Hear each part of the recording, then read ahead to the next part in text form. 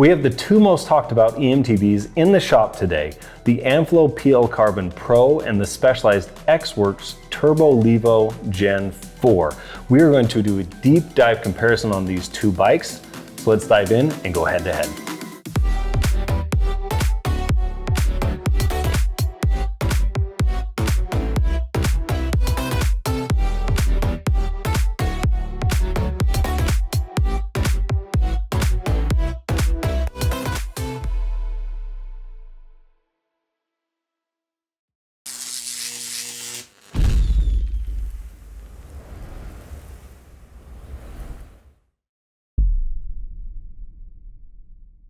This year has been a fantastic year for eMTB kind of development and motors, wouldn't you say? Absolutely. I mean, you've had the Bosch system come out with the Performance CX and the over-the-air update that they did push that out to 100 newton meters of torque. You had Specialized drop the Levo with the Specialized 3.1 motor, and then you had Amflow in August come into the US. So it's kind of been a fun year. Super fun. With all these different bikes and motors coming out, it's been amazing to sit back and kind of just be a fly on the wall, seeing the different components and how bike manufacturers are integrating this technology into their bikes. Yeah, like I was almost kind of bummed out because I just bought that Pivot Shuttle AM with the older generation, Bosch generation motor, and then all these things dropped out. And I knew they were coming, but I still just love that Pivot so much. But now that I've ridden all these different motors, it makes me want to go buy more and more just because they are so much fun. But with that being said, today we're going to cover the S-Works Turbo Levo versus the Amflow PL Carbon Pro and do, again, that head-to-head comparison. We'll do some other comparisons down the road. But I think we got to talk about one of the biggest differences between the two, first up, which is the price. Yeah, we're talking some price increases that have come from due to tariffs, most likely. The S-Works, when it was announced, was a couple $1,000s cheaper. It's now list price $15,399 versus the Amflow PL Carbon, which is now $10,199. Yeah, so initially that was a little bit cheaper as well. Yeah, it's just kind of the scenario where we're at today. Yep. And so we recognize, my first car that I paid for, this is gonna age me, was $4,000, right? So we know there's gonna be tons of comments already about the price on these things. We're just gonna recognize that up front and do make a note that there's a $5,000 difference between the two bikes out of the gate, this being the top of the line Amflow that you can get. They've only got the two models, and the top of the line, well, I guess there's even a further top of the line Levo, which we're not even going to go to because that's 20 grand. Yeah. That's just a little bit beyond, and we don't have that one in stock or in the shop right now. So that's the comparison we're going to do, and we wanted to just, again, call out the price as we dive into the rest. Let's go. All right, so first up in this head-to-head comparison, we're going to dive into the specs. And we are not going to cover every little spec because you've probably already watched individual reviews and you can go to the websites and look at all the specs. What we are going to do is really try to help you understand the difference between the two bikes so you can decide which one is best for you. And as a little bit of background, Bryce, so you got the S-Works Levo on launch day. Yep. How many miles have you put on that bike? Roughly 3,500. It's put a lot of miles on the bike. It's a lot. When you told me that first, I was just kind of blown away. I know Bryce rides a lot, right? And so that's why he's kind of a perfect person to help us walk through as we compare.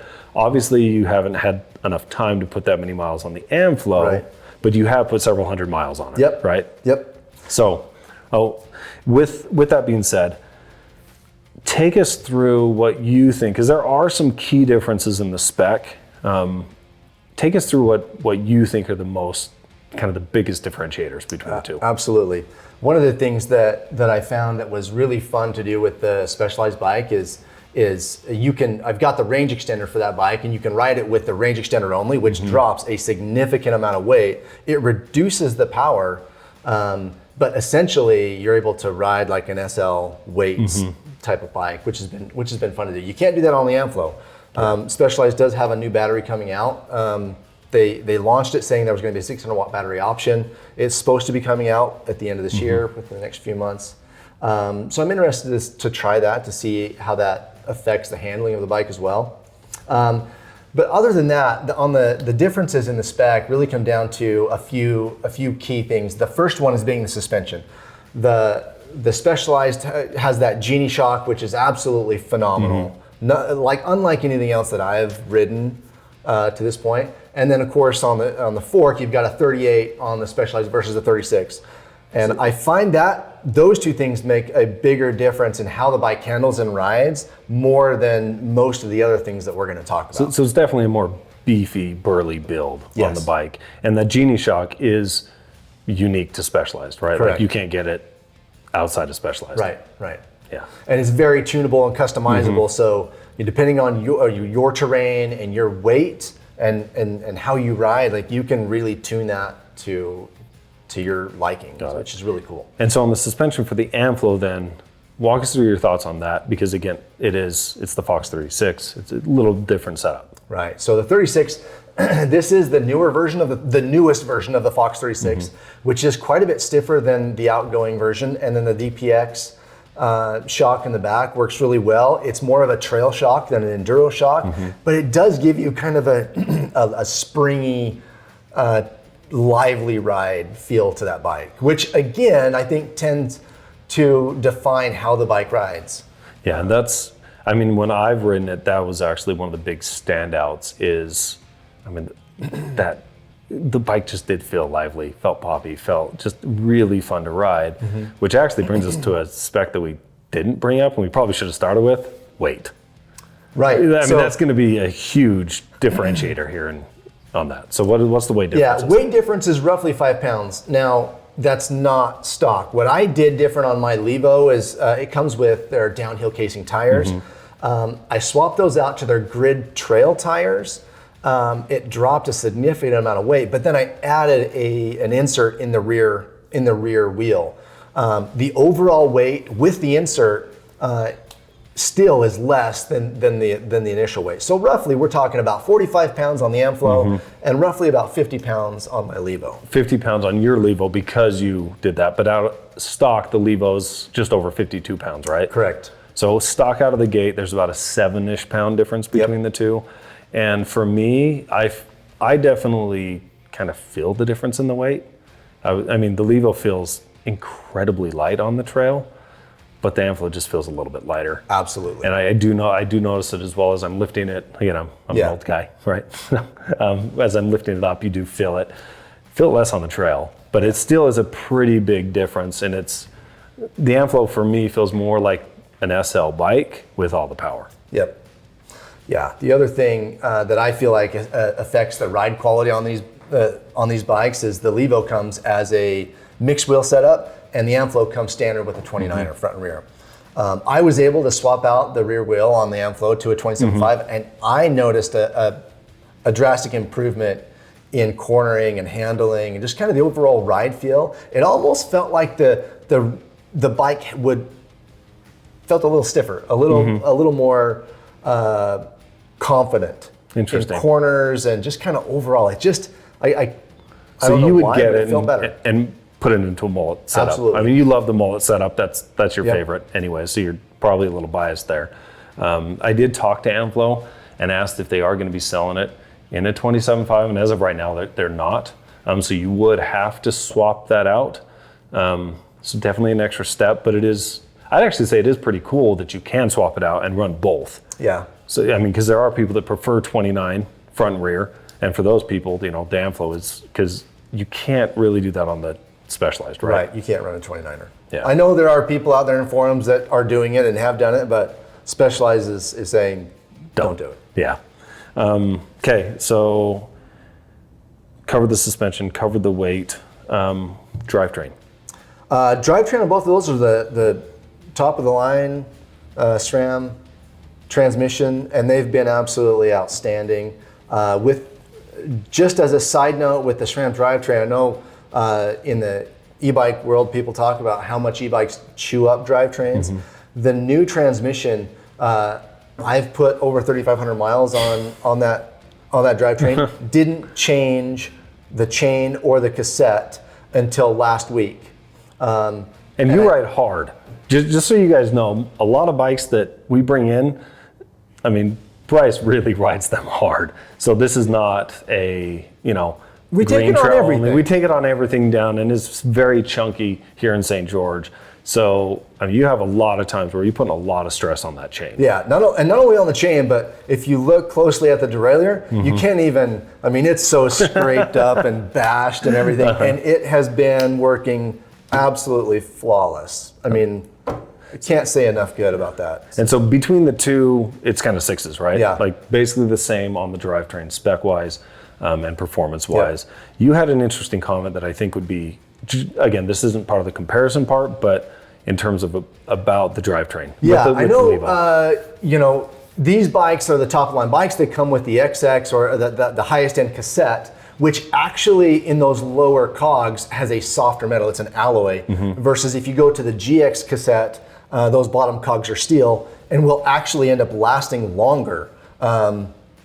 Just as a side note, moving forward, I would absolutely recommend getting that lower end. You're not going to notice the few 100 grams difference. I think it's maybe a couple hundred between the GX and that top end cassette versus one down. And it will last even longer. And the chains also that SRAM is putting out with the transmission are lasting just as long. There's no need to switch out multiple chains per cassette. So just as a side note. This is fantastic all the way on drivetrain. Next, what would you say? I think there's a big enough difference in the brakes to talk about that too. Yeah, SRAM has released those Maven brakes.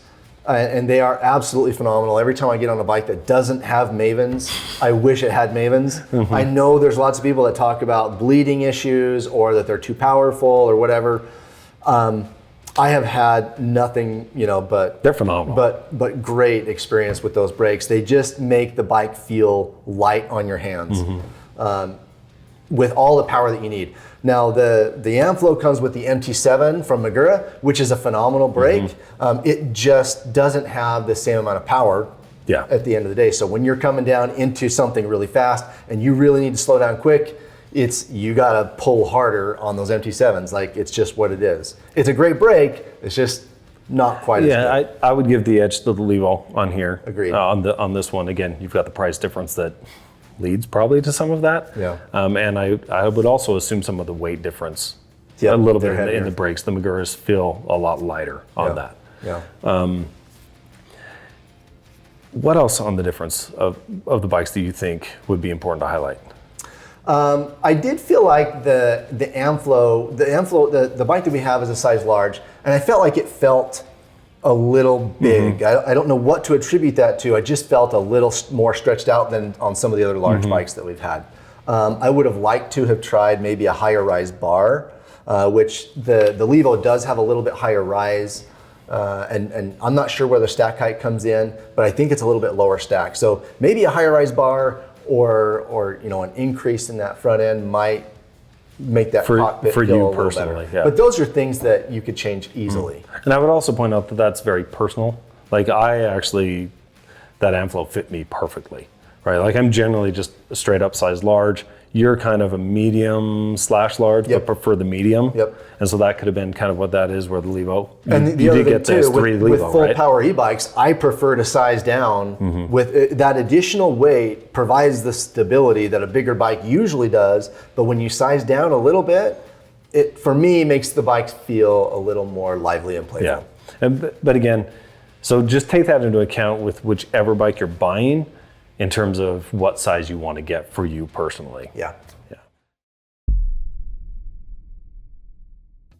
All right, so now we are on to the motor head-to-head comparison. The Amflow PL Carbon Pro comes with the Avinox M1, which has 105 Newton meters of torque with a special boost button mode up to 100 Newton meters of torque with a peak wattage of 1,000 watts. The Specialized, on the other hand, comes with their 3.1 motor, which has 111 Newton meters of torque. The lower models have 101 and 720 watts of peak power. The Amflow has an 800 watt integrated battery, so you can't, I guess you can remove it if you drop the motor and take it out. Yeah. That's hard. They're not going to recommend that. The Specialized, on the other hand, has an 840 watt hour battery, but you can remove it and connects to that really cool SWAT system etc. So removable, slightly bigger on the Specialized, more wattage, and technically more torque on the Avinox system. Chargers wise, they're both 12 amp fast chargers, which is just, they charge these things crazy fast. Right. It is awesome. Yep. The Amflow though is about half the size of the Specialized. You can put it in your backpack easily and carry it. Whereas on the Specialized, I wouldn't want to carry that one. Yeah, but either way, like first time I saw the Specialized one, I was like, that is awesome. Yeah. So this is great, how fast you're able to charge those bikes up. So that's the specs. Bryce, walk us through kind of what you found in terms of, you know, how that translates to the trail. Yeah, so I think the first thing, I just found overall the Avinox motor to be more fun.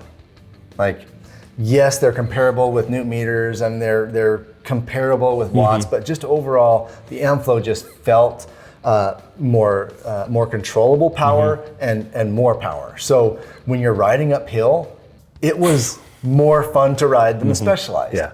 It just was. Like, it is more flow in more trails than the Specialized motor. Like so I really like it. Like almost like they meant to name it that all way. mountain flow. Yeah. Okay. So overall though, the other thing I think that contributes to this system as a whole is how they look. Like that, I just think Avinox Amflow, they nailed it. The motor is small, it's inconspicuous in comparison to the Levo motor. The battery also in the Levo, it is removable, but it's quite a bit bigger in that down tube than the Amflow. And the other thing for me that makes a difference in these motors is how they sound when you're out on the trail. I sometimes like to listen to music or something while I'm riding, but a lot of times I just don't like to listen to anything. And quite frankly, the Avinox motor just fades into the background. You can't hear it nearly the same way that you can on the Levo motor. So yeah, I mean, it looks better, it sounds better, it rides better. Like overall, I really preferred that Avinox system. I also preferred the display and that it's touchscreen and you can get to all those things over the Specialized, which is a really nice display, but you've got that, the control on the handlebar to get to all the settings. So, and the touch display on the Amflow, I found to just be incredibly sensitive and just work great with gloves, with my hand. Like it did a really good job. And just all the data and just everything that you can get on that is just fantastic. Yep. Yeah. With the screens on the bikes, was there any big differences that you noticed in terms of what you can adjust or the data that it gives you?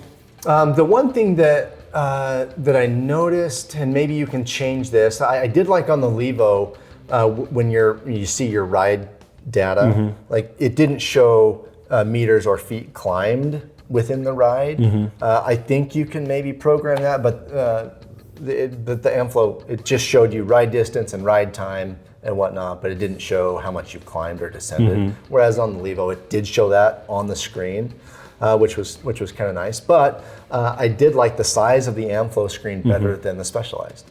And I think the responsiveness of it as well, again, touchscreen versus the buttons, was kind of a big deal, which you already mentioned. And the thing that I would add to the motor is I kind of want to highlight more what Bryce said about it being controlled.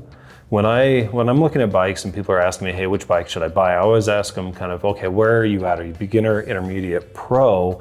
And I found myself actually being able to recommend the Amflow to beginners more so than almost any other bike I've, other than like maybe, actually more than any other bike that I've ridden, even the SL bikes, because of how controllable that motor is. So for example, if my wife is going on a ride with me, she doesn't want to ride my Pivot because it has the Bosch race motor. Right. It's just a little too peppy and like a little jerky for her. Yeah, whereas this one, the Amflow, I can actually dial that down and it can be so controlled, and the lightness of the bike, which is a big part of that is the motor and the battery, just makes her feel much more comfortable. But at the same time, as someone gets better and progresses up, like more intermediate, high intermediate, where you are, you still freaking love it. So it's just, it's a motor that can grow with you, be tuned down, be tuned up, and is just, I attribute that a lot to the sensor that they have back on that speed ring, where there's a 40 there's a speed ring with kind of 42, not teeth, but kind of openings that just give 42 inputs every time the wheel turns around versus the one for the Specialized. Yep. So the system in general is just collecting a little more data, and they're able to turn that into just more responsive, more controlled. It's just, frankly, just fantastic. Yep. Yeah, the limiting factor in what these bikes can do is absolutely the rider, not the motor. And I felt like that Avinox motor, even though it felt more powerful in every scenario, it was not less controllable. In fact, yeah, I was the limiting factor there with anything I tried to climb on that bike. There wasn't one over the other. And would you say that, you know, that's more a function of the torque, or would you say that's the watts? I don't know which one it is, but I do know it was very much something I could control with the power that I put in through my legs. Yeah. It kind of feels like to me it's the extra wattage that you can get out of it, because I haven't found anything too steep that these can't climb. Okay. Like once you get to 100, my personal opinion is once you get to 100 Newton meters of torque, you're great. Again, I'm not good enough on the engineering side of things, so I might be wrong here. This is just my experience. But when it comes to just kind of speed and like ultimate power, like the wattage going to 800 versus the 720 just did make a pretty big difference for me. Yep. The other thing that I really liked about the Amflow motor was the auto mode.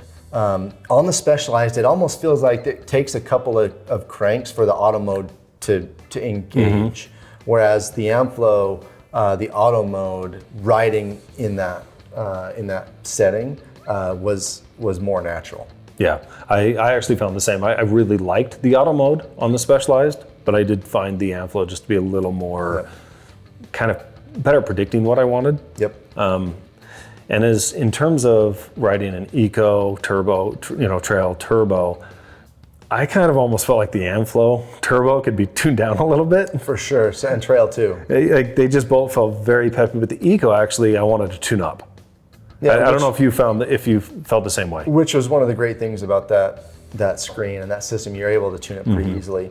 One of the other things that I found was phenomenal about the Amflow, the Avinox system, is that while you're coasting, you can shift. Yes. So if you're coming down a hill and you know you've got like an incline, you can hit those gears, 3, 4, 5 without moving your feet. It'll spin the chain and you're in the right gear when you need to be. And same thing, if you're coming up to something where you're dropping in and you were in a high gear and now you're coasting and you're going to need to put in a pedal, a crank real quick, you can shift to that gear and you're right there ready to go.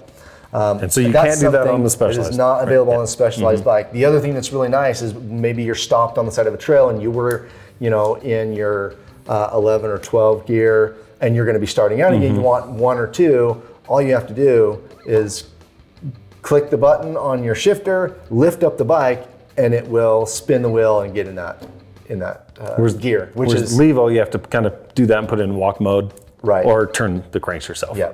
So it's not a huge deal, but it is really nice. But it's these little things that make that system stand out. Yeah, I think bottom line for us, what we found, if we're going like pure head-to-head on motor, we'd have to give that to the Avinox. Yeah. And again, it's actually not taking anything away from what Specialized did with their motor, because this is just fantastic. I mean, we're really at just a time where so many good motors, but again, head-to-head, it does edge out the Specialized. Absolutely.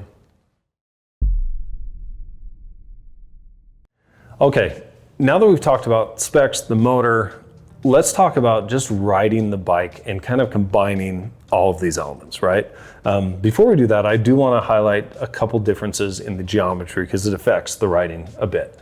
So wheel size we already talked about, it's 29/29 out of the gate on the Amflow. You can't switch it to mullet. The Specialized comes in a mullet setup 29 by 27.5. The reach is slightly shorter on the Amflow, and I'm comparing this against the S4 Specialized Levo, so just keep in mind that. So the reach on the Amflow is 475 millimeters, the reach on the Specialized is 480 millimeters, so 5 millimeters longer on the reach. Stack height, On the Amflow, it's 628 millimeters. The Levo is 638 millimeters, so a little lower stack height there. The head tube angle, which is actually interesting, they both come at 64.5. The Levo though is quite a bit more adjustable. You can adjust it down 1.8 degrees to 63.5, or you can adjust it up 1.4 degrees to 65.9. Chainstays, the Amflow is 445 out of the gate, so 10 millimeters longer than the Specialized at 435. But again, the Specialized is more adjustable, where you can adjust it shorter by 2 millimeters or longer by 11 millimeters. So you actually have a range of 433 millimeters to 447 millimeters. So you really can fine tune, depending on you and what you like, a little more on the Levo than you can on the Amflow. The other two things that I want to bring up are wheelbase, almost identical, 1255 on the Amflow, 1254 on the Specialized. And then the crank, it is shorter on the Amflow at 155 millimeters versus 160s. So that's, I mean, there's more differences, but those are kind of the big ones that stand out to me. So Bryce, how do you feel, you know, taking that into consideration, how do you feel the Amflow rides? How do you feel the Levo rides? Yeah, let's start with the Amflow, because when I first got on there, I set all the pressures at the recommended settings, and it just felt pretty stiff, a little bit too stiff. And so I ended up making some adjustments there, rolling the bars a little bit, adjusting the seat, you know, and then lowering some of the pressure. So even though the Amflow does have a little bit higher bottom bracket, once I lowered the pressures to make it feel a little better on most of the terrain we ride, I ended up having a couple more pedal strikes on that, even though it's got shorter crank arms. But that was just, again, kind of personal preference. I just would like to have it a little bit softer. Overall, the Amflow just felt really fun. Like it was just a really fun, lively bike. Like if you were to jump on a short travel 29er or a trail bike, it has that same lively, fun feeling. But then when I got it on some of the steeper, rockier, looser terrain, it felt a little bit more twitchy, not quite as confidence inspiring. And I, quite frankly, was just a little bit more cautious and would go slower in a lot of those. Kind of like areas. You would on any trail bike. Exactly. Yeah. Eventually, that's kind of what it came down to. Is I just was like, this really just feels like an all-mountain trail bike. Whereas when you jump over to the Levo, you get on it and initially it just feels comfortable. That geometry you talked about, the stack height, that front end being raised up a little bit more, when you point that thing downhill, it just lends to confidence. It also is a little bit heavier, so I don't know if that's why, but when I go on a really fun, fast, chunky downhill section of trail, the Levo just goes. I mean, it has your back. Like if you hit a line wrong, it makes up for mistakes, and it just inspires confidence. Both jumping, cornering, fast, chunky downhill. So overall, the Levo just felt to me more like an enduro bike. Like most enduro bikes are fun on that type of terrain. So as I kind of went back and forth between the two bikes, it was really hard to say, well, I like this one better than the other one, because they shined in different areas. Yeah, and again, kind of going back to where you go back to back and I'd call you up and say, hey, what do you think? And I want to keep the Levo. Oh no, I want the Amflow. You know, to me, I just think that shows how good Amflow has done. I mean, Specialized has always been kind of the leader in the eMTB section, right? And this bike is absolutely phenomenal. Like I would agree, pointed it downhill, there's just something, I mean, and I actually do attribute some of that weight, you know, to the fact that it just does feel a little more comfortable. Can't throw the bike around as much as the Amflow. Both are crazy fun. And the fact that, you know, Bryce, who's put 3,500 miles on this bike, on the Levo, right? That's a lot of miles. And generally, as you kind of ride a bike more, you kind of just get accustomed to that. And so you jump on another bike, you probably just don't like it at the start. The fact that Bryce liked it as much as he did and flipped back and forth, I think just speaks volumes into just how they have dialed in the geometry really well. how the motor is just fantastic and kind of next level. And just overall, they did a really good job. Absolutely. And Specialized did a great job, just slightly different applications depending on your riding style. Okay, so now we're to the end, the summary. So if you've stuck around with us this long, thank you. We really appreciate it. The winner. You know, I don't think that there's a clear winner between these two bikes. They're just slightly different bikes. They're bikes that if you're lucky enough to have one in your garage, you're gonna have a smile on your face and it's awesome. But that being said, Bryce, who do you think the Amflow is for? Like just a little better suited for? And who do you think the Levo is a little better suited for? Yeah, I think the Amflow is really better for someone who rides mellower terrain. Having said that, you can take it pretty much anywhere. And there's videos all over YouTube with guys riding this in Whistler and like all over the place. So again, rider dependent. But for me, that bike was more fun on flatter and flowier trails, whereas the Levo was more fun on steeper, more technical trails in our area. I was able to take that bike to a few different regions as well, both in northern Utah as well as in Southern California, and it was an absolute blast in both of those areas as well. If I were to pick one, money being no object, I would pick the Levo. Out of the box. So if you got the 15 grand in your pocket, it's better. Out of the box, it's for me and what I like to ride and how I like to ride, it's the better bike. Having said that, if it was my money that I was spending today, I would buy the Amflow and I would change the shock and the fork and the bars. So what would you change? What would you change to? I would put a 38 on the fork. I would put the shock, maybe a coil, but I'd play around with that. The other thing I would also change is the rear wheel. I'd put a 27.5 rear wheel on it, and then I would get a set of bars that were a 35 or 40 mil rise bar. So you're going to increase the weight a little bit, but it's still probably going to come in a little bit lighter than the Levo. But then you have the motor. Right. Okay. So for me, I actually would echo everything that Bryce said. Me personally, I'd be a little bit different. I would pick the Amflow out of the gate. Money being no option, money being an option. And for me, it comes down just to the motor system, kind of that heart of the bike. I just love it. It's just, how I would describe it is the motor of the Avinox is kind of like one step, just a half step better than everybody else. The geometry and the feel of the bike feels kind of like a Gen 3 Levo or an Orbea Rise, which are fantastic bikes, and I love those bikes. And so while the Specialized might be a half step ahead on the geometry, that motor is just, for me, just the biggest point. I love the bike, and even when I was taking it down steep stuff, chunky stuff, it was great for me. Over time, if I was getting to the point of, do I want to upgrade this or that, I might do that. But out of the box, I just think the Amflow really was my pick. And I'm just kind of overall, again, it's no clear winner, kind of depends on what you want. I hope this kind of helped you see that a little bit more. If you have questions or specific scenario questions to you, put those down in the comments. We'll jump in and do our best to answer those. But we're just excited in general for where the eMTB space is going. There's a lot of debate on the wattage, 1,000 watts, 750, et cetera. That's all gonna play out, we think, in the end. But you have a lot of fantastic options. And I also love how Amflow's coming in at a lower price.